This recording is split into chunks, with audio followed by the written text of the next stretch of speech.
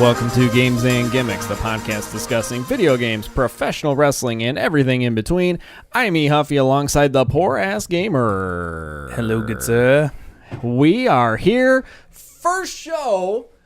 Wait. Second.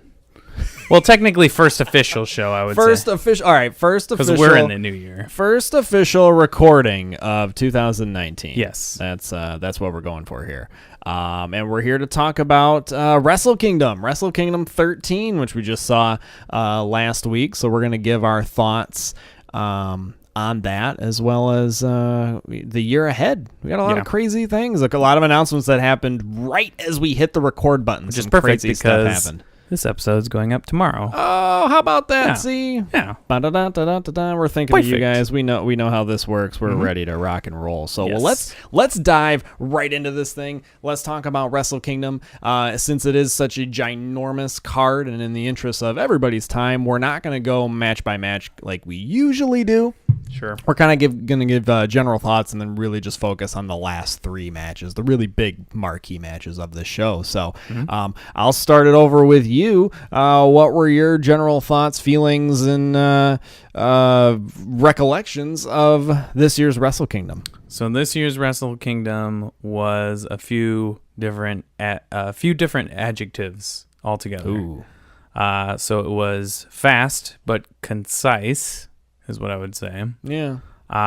It was also a lot of change, definitely a lot of change, and a little bit of that East versus West kind of stuff, or even like reshuffling of the board. Like things are kind of immediately, if you look at the night after the, was it New Year's Dash? Mm-hmm. Is that what it's called? Yep.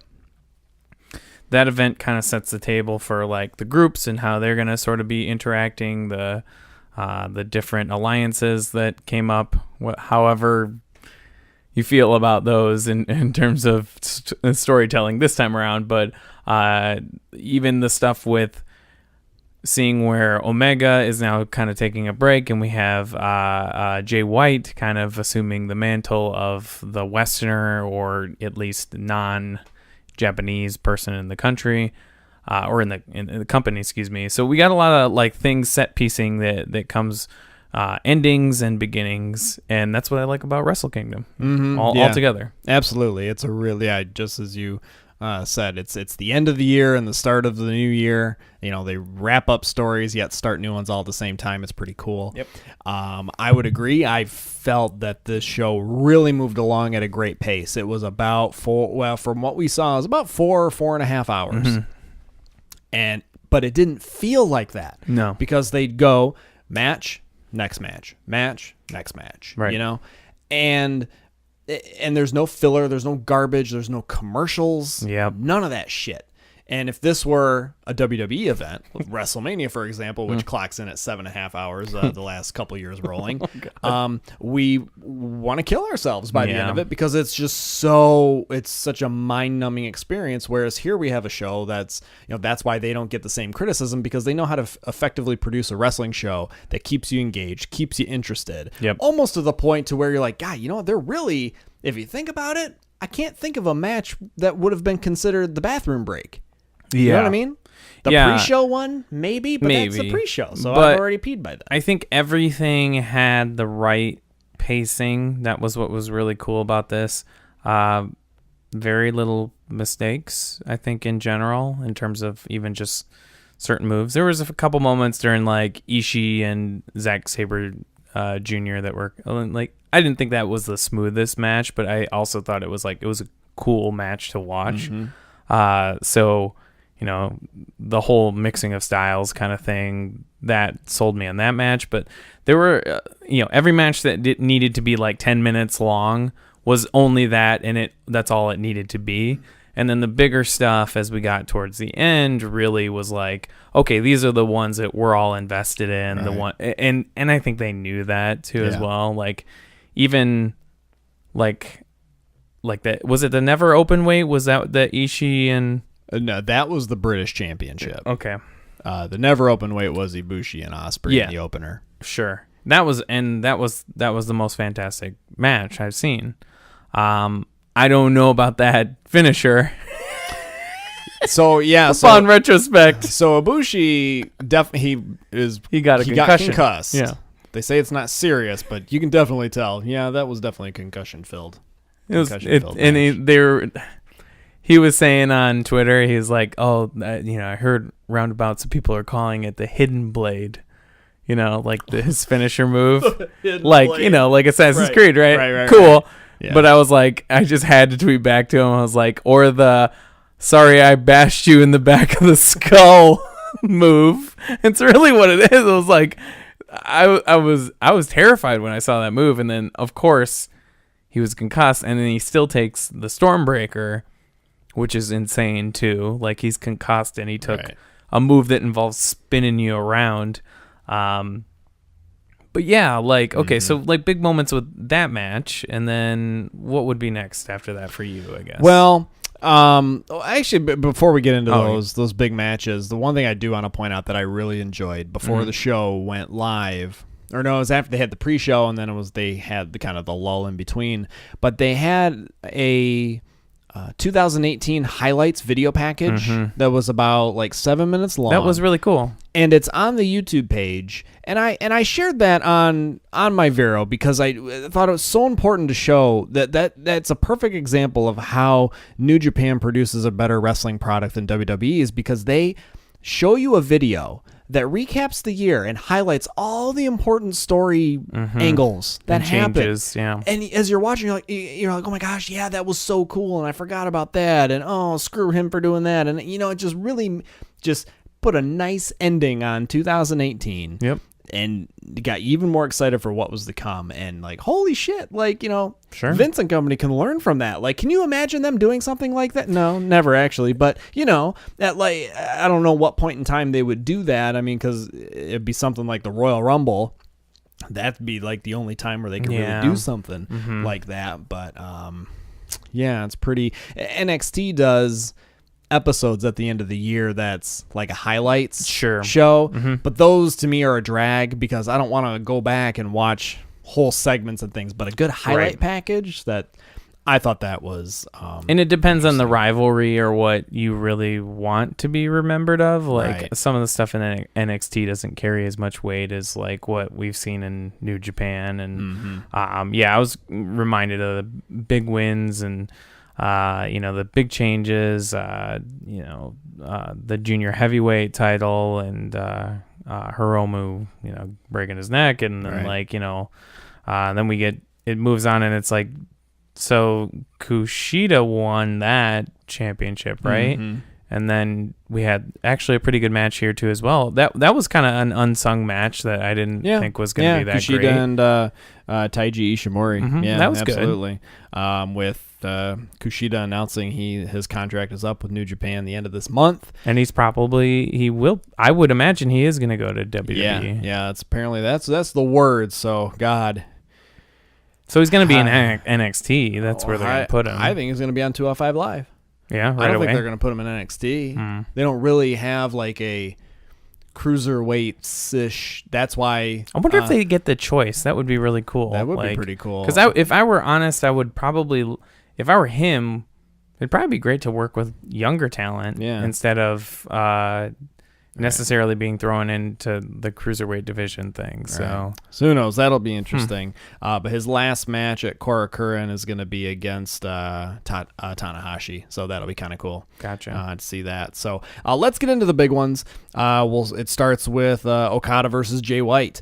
This was one of the ones that I was looking forward to most because the whole storyline and the build to this was Okada could not beat Jay White in all the tag matches and all the road shows leading up to this. G1. The G1, you had Okada show up in his original Rainmaker gear, Rainmaker music, so people were going nuts about that. The trunks.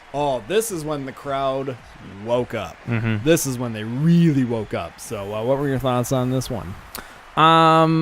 So it's just hard for me to like look at Jay White now and also just like see that like they're pretty much making him Kenny Omega right now. Right. Like he's got the dark black hair, he's got the big sunglasses, he's wearing a dark jacket. He's sitting down. That's what Americans wear. Yeah. Oh, he's not even American. He's from New Zealand. And that's the thing. He's from New Zealand. Like, yeah, but he plays the part of like this, scoundrel foreigner guy, and it's interesting because you can see shades of what Omega was doing, when he was a bad guy just a few years ago. I like this match, but now I'm trying to remember like big moments in this match overall. Yeah, it was a brawl. It was a little bit of a brawl. Okada never hit the Rainmaker. Mm-hmm. So what was really telling and what really sets us on the path is Jay White gets the win. And so the story continues that Okada can't beat Jay White. Which I think is important for the rest of the year, ultimately, because Jay White's assumed the mantle as the leader of Bullet Club, and he's taken over, as well as he made this big grand stand against Okada, and what's his manager name? Gato. And obviously the turn there too. So, like all of that involved in that story, I think it's just interesting to keep that going because like Jay White's obviously going to have to be the guy who steps up, which is going to be cool to see. I like Jay White as a bad guy. I don't necessarily like him as the babyface that he was. Yeah, it was pretty stale. So as long as he keeps doing that, I think it's going to be fun to watch it. So yeah, it was surprising, but I think I was like, that kind of needed to happen, and it was the only grudge match, right? Yeah, it was the only match on the card that was not fought for a championship. It was cool to see him have Okada hit all of his spots. The Rainmaker pose. I still need to go back and watch the match on Japanese commentary because I want to hear how ridiculously nuts they went when he was pulling out all this stuff. Sure. Yeah, I thought it was great. And to me, at that point, that was my favorite match. Actually, I think that was my favorite match of the show. I don't know why. I think just because of the story that was around it. You should make a point about Don Callis because he was on my God, this whole Don night. Callis. Was that yeah, that was this match, wasn't it? And he was just on all night. Okay, with just so his really just a jerk. harping on Gato. And Gato got in the way, and Okada was gonna do a dive, and Don Callis just out of nowhere, because it looked like Okada was gonna go. Oh yeah, Okada was gonna go after Gato, and Don Callis chimes in, "Murder him!" And that was my favorite line. Oh my God, I about peed myself. That was so funny because then it's that's the show where they're gonna get away with that kind of stuff, and Don Callis is hysterical. Pretty much, said stuff like that a couple times during this pay-per-view. Looks like what do you say? Looks like a 55-year-old rapper or something. And, oh God, he's gold. He's comedy gold. Disappointed he wasn't on the New Year's Dash. So as I was watching that, when I saw it was just Kevin Kelly and Chris Carlton. Sorry, guys, I switched back over to Japanese. I still appreciate that they went to the effort and got somebody who could do the English. That is an amazing thing because it's tough when they didn't have that before. Yeah, they're just the announcers kind of just sit there and they're like, "Yep, we don't know what they're saying." And on Japanese, you just have to assume whatever they're saying. So or you just wait until it hits YouTube the next day and turn the captions on and you can watch it that way. So it's fantastic that they have a translator. Absolutely. Yep. After that, we rolled right into the IWGP Intercontinental Championship match with Naito versus Chris Jericho, which we knew was going to no DQ match. It was changed to that a day or two prior. What did you think of Jericho and Naito? God, I just the thing that sticks in my mind is that upended DDT onto the table. Ooh, yeah. That Naito took. Just a lot of punishing moments in this match altogether. We'll talk about punishment later, but this was like a precursor to the ending of the show because it was Jericho really used everything, like the kendo stick, the chairs, people falling on those plastic chairs and stuff like that, and the backsides of them. Jericho doing a lion salt still at his age, which it's incredible. It's pretty amazing. Yeah. And him playing the part of this madman bad guy, basically. He's just, I'm going to come and fuck you up. Like, that's what he does. Yeah. So it's interesting to see that side of Jericho, and, like, he's earned it. He can come in and just be this guy. But Naito also, this was a big moment for him, too, and I really enjoyed how this match, like, culminated. The fact that he destroyed the Intercontinental belt before this and hated it, and it was always something that he didn't want and a sign of his failure. But like, I think what's really cool is that like all of this is coming back to hopefully things that we can expect for next year. But at the same time, like, he has to win effectively by hitting Jericho across the face with it and dinging it up again. And like, it's like they were talking a big thing about this being like him vanquishing his former self. Like, Jericho is the worst example of everything Naito was. Kevin Kelly talked about that during the match. And say what you will, like you were saying too, like they make sure to point out shit from like the year so that like, hey, this correlates to something that we were doing earlier this year. And even the American commentary, they tell you that stuff. Like it doesn't seem like it's wasted commentary. They connect the dots. They are connecting all those bullet points to help us better understand the story and realize that everything that we had seen the past 6 months, year, all fucking makes sense. And you don't have somebody like a Michael Cole or a JBL saying, God, Michael, in 1982, Terry Funk was in the Rumble. Like, the Chicago Bears once won. And this is when Miley Cyrus sang a song at a concert in this very same venue that John Cena's in tonight. Like, no. The Dallas Cowboys. Like, what does this have to, like, I get it. It's sports entertainment. We got to connect every dot, but so the this stuff is where correlates. We had pointed that out. We're like, here we're getting bullet points, statements of fact, but pertaining to what the fuck is going on in the ring. Exactly. So I really appreciate that. The cool thing about the press conference afterwards, so Naito was talking, and he was talking about having the Intercontinental title again, and he said, again, this is the belt. Always seems to keep coming back to me, and I don't want it. So he's still playing off that. He's like, I don't know why I keep getting this thing. It's not what I want. Right. He's still gunning for that world championship. So hoping that's the path he's on. Yes. Coming up because here in last 2019. Wrestle Kingdom, everyone was disappointed that he didn't win after, what was it? He won the G1 and all that stuff, and he lost to Tanahashi, and it was a big, you could, everybody was deflated after that moment, but now it's like, okay, I can see where they're going. Like, it is something to look forward to. I'm calling it right now. Naito wins G1 this year. Yep. That's my bet. Yeah, sure. And then we roll into the main event. IWGP Heavyweight Championship. Hiroshi Tanahashi, who is the G1 27 winner, versus Kenny Omega. This match was more brutal than the match we watched before this that had no DQ. Yeah. It was like Omega really leaving a mark on Tanahashi. Like those chops. Literally. Throughout this entire, like, I saw on the New Year's Dash the next day Tanahashi in that 6-man thing, and he still had all these blister marks and broken capillaries on his like chest from all the chops, and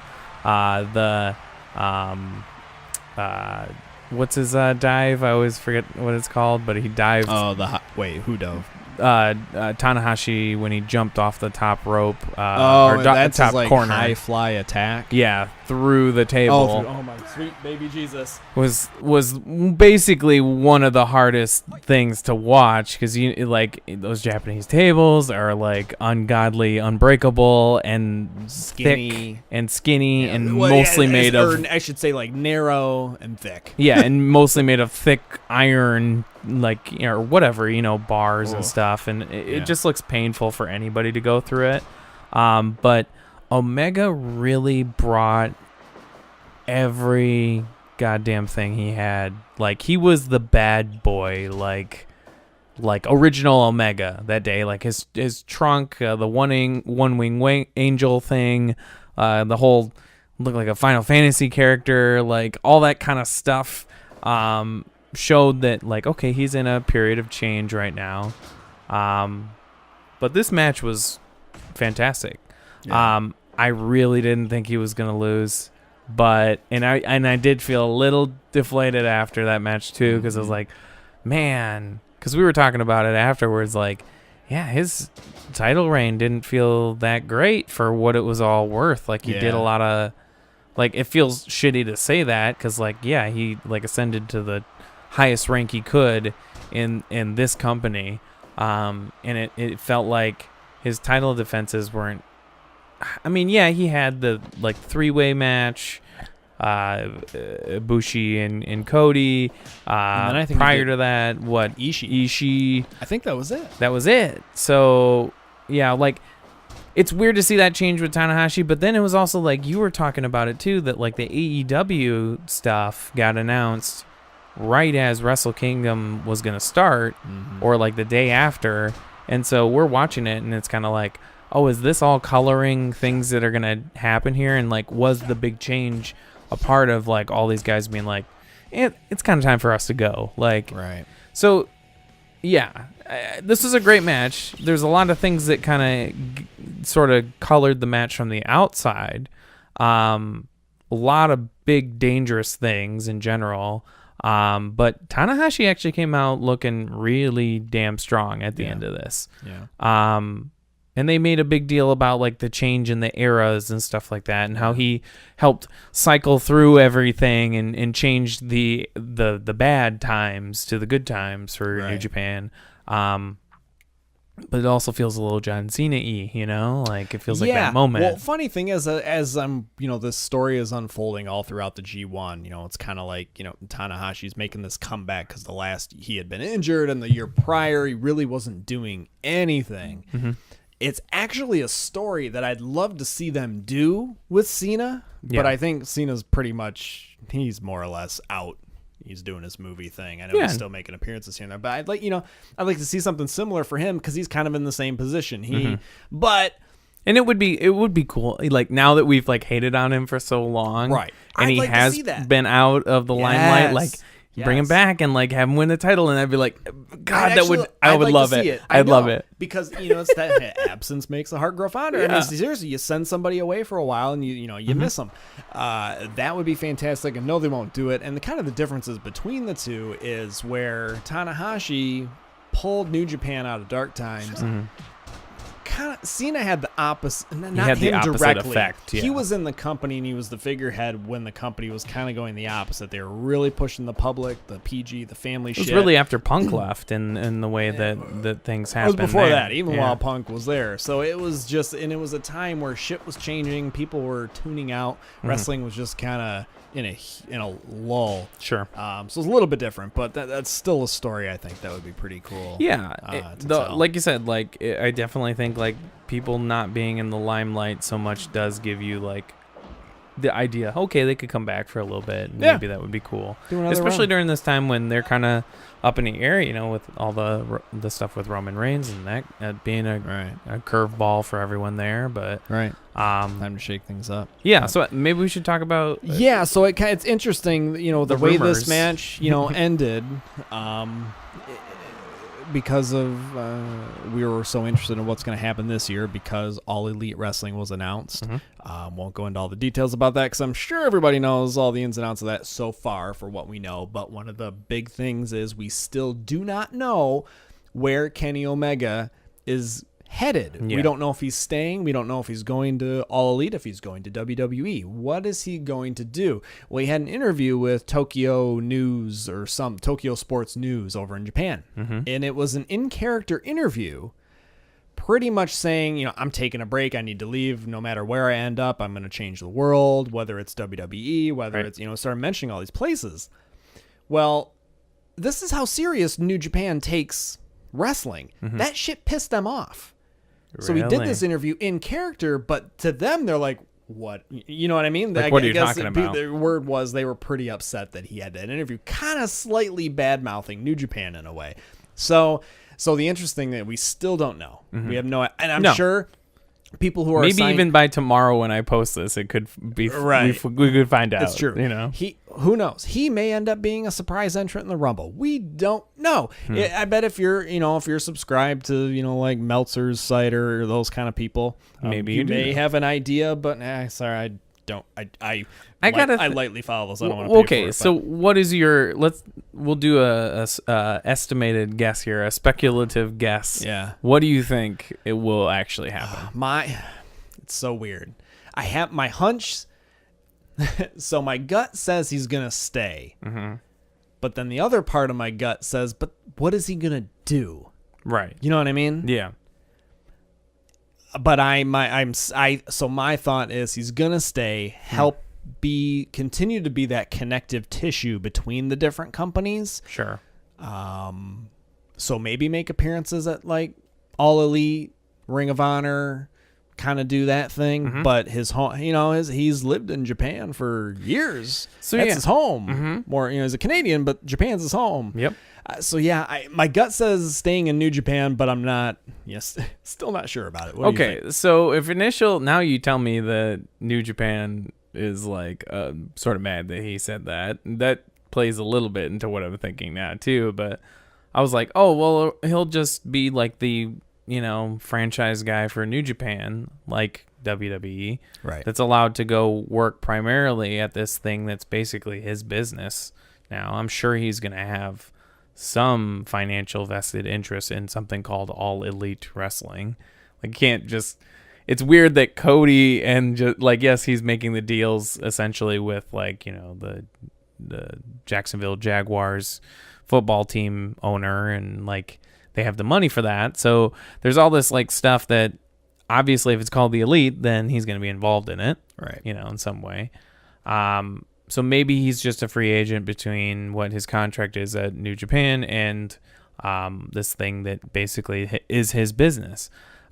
So I can see New Japan still having him contractually obligated to something for a little bit longer, and maybe that was best deal for him.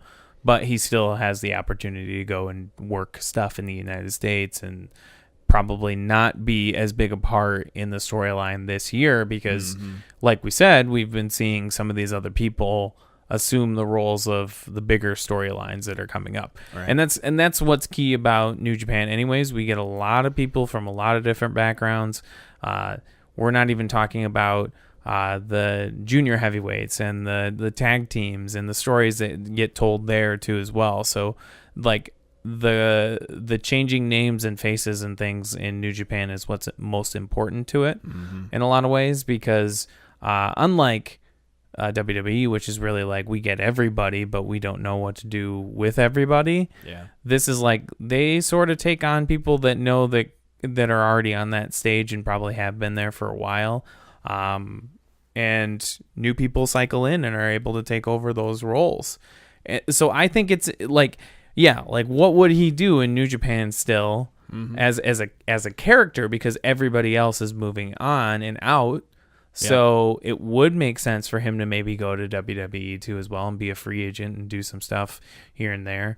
But it's going to be toned down for sure. Well, let's talk about that. But they've been also Bullet Club t-shirts in they can't do anything about that and people coming in wearing Bullet Club stuff. So everyone's familiar with what that is. So it's not like there would be a trouble of adapting it in a certain degree. That's the thing. I don't think that ship has sailed. Yeah. Because he's been essentially out of Bullet Club for I also don't think that they time. offered him enough money for WWE too. Well, let's hypothesize a little bit. Let's just play a little fantasy booking, I guess. Okay. So they offer him a ridiculous contract, multi-million-dollar contract. Come work for WWE. Okay. So, and say it's a hell of a lot more money than what New Japan's giving him. Whatever. Okay. Sure.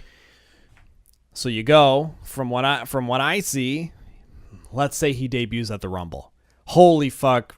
Big moment. Crowd goes nuts. Fantastic. You have an appearance the next night on Raw. It's like AJ Styles. Really. Okay, just like if you want to compare it. Yeah. But then, what do they do with him after? What does he do? Because I see maybe they position him like AJ Styles. It's possible. That's probably he's equally as phenomenal as the phenomenal That's one. probably the best case scenario. If they treat him like they have AJ, for some reason, they've not fucked up AJ Styles. And I don't know how they've been able to do that for this long. You could just bring Omega in as not the bang guy. No, he'd be the best bout machine. You bring best bout machine and greatest wrestler in the world. Yeah. And that's you bring that mantra, you take the Bullet Club stuff and put that to the side. Because look at Balor. Balor was part of Bullet Club, and they go BCOG, like that's all they do, and they're like, okay, that's cool. Yeah, that's what that's why I say that Bullet Club stuff is long gone. Yeah, but I also I could see it. But would you? So then I might watch it. Well, yeah, I would absolutely check it out to see what they do, but then run the risk knowing that eventually at some point you might be extremely disappointed. Yeah. His creative freedom completely cut off. But he would have to, like, I would imagine a guy as smart as him would be writing something. He's got friends in WWE like Austin Creed, you know, he's got all they those all got people. friends, but they all got writers. But I'm also thinking that like he could be maybe that guy to break that barrier of like, hey, I get if I sign this contract, I get this control. That's entirely possible. And like he effectively, I think like by going outside of the umbrella of WWE, the wrestlers that succeed in going other places and come back, they make a better case for themselves later on down the road because they survived, you know. And it's interesting. It's just like all these people, like, you know, like we saw reading before we just did this podcast, Neville is showing up in All Elite Wrestling. He's going to wrestle for them. Yeah. That's fantastic. But like, you know, how are we going to watch any of this stuff? And like, you know, are we going to have to go to Florida to go and see these shows? And like there's a lot of questions in the air about this stuff and the whole Omega thing. That's it's really it's a crazy time. There's so many what ifs or what we don't know what's going to happen, which is exciting, but at the same time, as a fan, it's pretty stressful. Yeah. It's kind of crazy. You really hope that, you know, if he does end up in WWE, I hope the one outcome I would want if he does go there is I cannot remember a main event of a WrestleMania that one, I've looked forward to, and two, was just a show stealer. It's been years. Even Daniel Bryan and Triple H? Well, that was an opening match of that wrestling. It wasn't even, so technically not even a main event. Yeah. So off the top of my head, Undertaker, Shawn Michaels. Yeah. And that wasn't even a main event either. So about like Rock in Austin or like, you know. Again, 1999. That's right. That's my point. That's your point. That's my point. Like, we haven't had a main event of a Mania that you've been, look at every Wrestle Kingdom for the last 3 years, like, oh my God, I can't wait for this main event. But with WrestleMania, you're like, yeah, I could not see it. Yep. And I generally didn't. And like the Rumble this year, it's like, it almost feels like that, even though as much as you'll watch it and I'll be like, all right, I'll come over and watch it with you. So my hope is if he goes there, that he would be able to be that best bout machine. Let him cut loose and just, you know, we had Nakamura and AJ Styles in a match and we're like, oh, this is going to be a show stealer. Ended up was just a giant turd. So I'd love to see him come in, have big, awesome, fantastic matches on stages like WrestleMania. But you've also made the point about even some of the moves that he does. Oh, they wouldn't cut out a lot. They wouldn't let him do reverse Frankensteiners or they might. Maybe that's been pulled out once in a while. Yeah, I think they won't let him do the One Wing Angel. Maybe that's a pretty crazy move. Definitely not doing any. What's the suplex off the top rope that he did against Tanahashi? Is that the dragon suplex? Oh, yeah. Dragon. He suplex. landed on his damn face. He does a whole, the double arm pile driver thing where, you know, whatever. So it's like a spike. Anything spike pile driver basically is, out the window. Is he going to have to rein in the V trigger that he does? Oh, God. You know what I mean? My God. Yeah. And how many people can really do that without, you know. I know. Even when I watch him do it, it's still always like, it feels like he's really going to seriously injure somebody with that move. I get so like, a little crack somebody right in the face. But it's effective. It definitely sells pretty well. Well, as you kind of, you briefly mentioned All Elite Wrestling, I do want to point out something that I thought was hysterical. Apparently Jerry Lawler has a podcast, and if it's a show, do we outrank him? No, not in Memphis. I mean, if it was a show where they let him do his one-liners, I would listen all the time. But so I happened to catch this clip because I saw it on YouTube. But this is what perfectly captures the vision of most likely WWE people in that organization and people definitely around his age group. Oh, you're gonna play it? No, I don't have it. Oh, damn.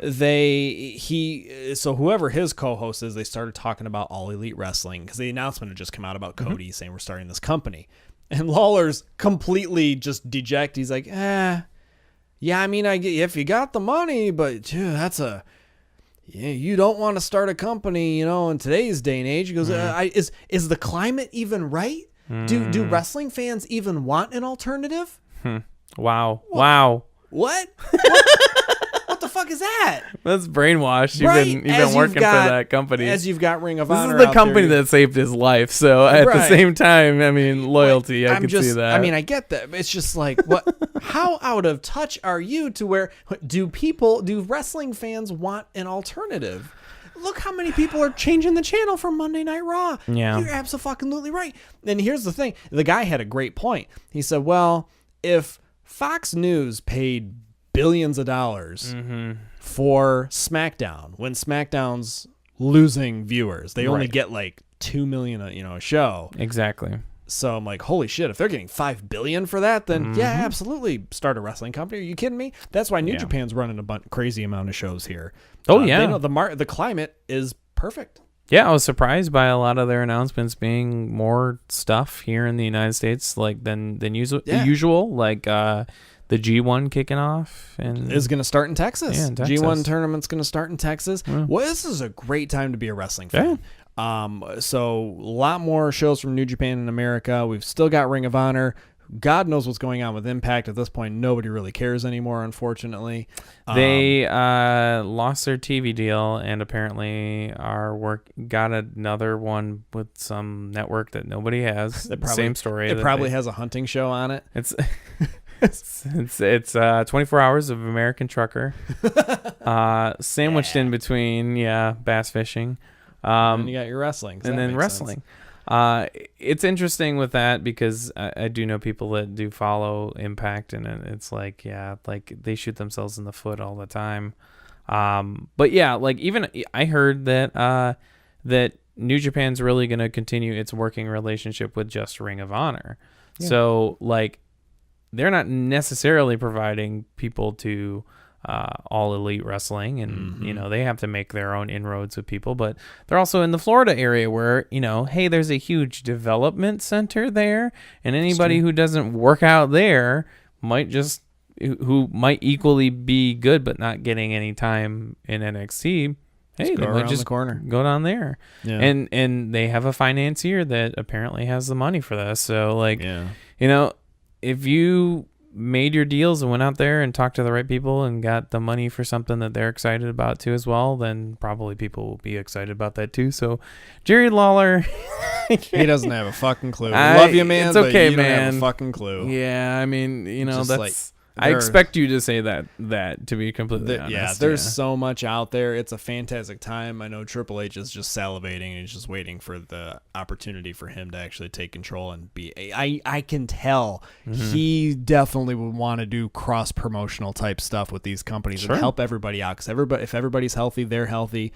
Why not? Yeah, why not? That's why they moved into the UK with all that stuff too. They're trying. As much as people might assume that as they're taking over the indie scene in, the UK, they're also providing a little bit more backbone to that industry too over there. So it's an interesting time because we don't know what to expect, and it's within the last 4 or 5 hours we've had a lot of big changes already too as well. So more to come, I expect, as we get further into 2019. Absolutely. And I think going forward for this year, when it comes to show reviews, it'll probably be just like this. Thoughts and feelings, focus on a couple of the marquee matches as opposed to going match by match by match.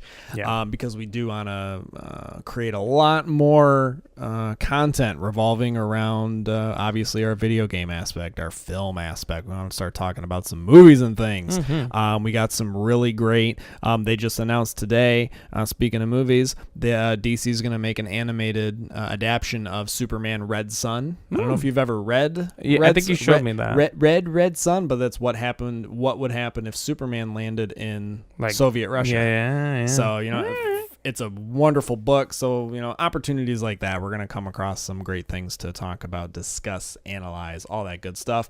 In addition to gameplay. Yeah. Going to get some more gameplay out there. And so it should be a fun year ahead.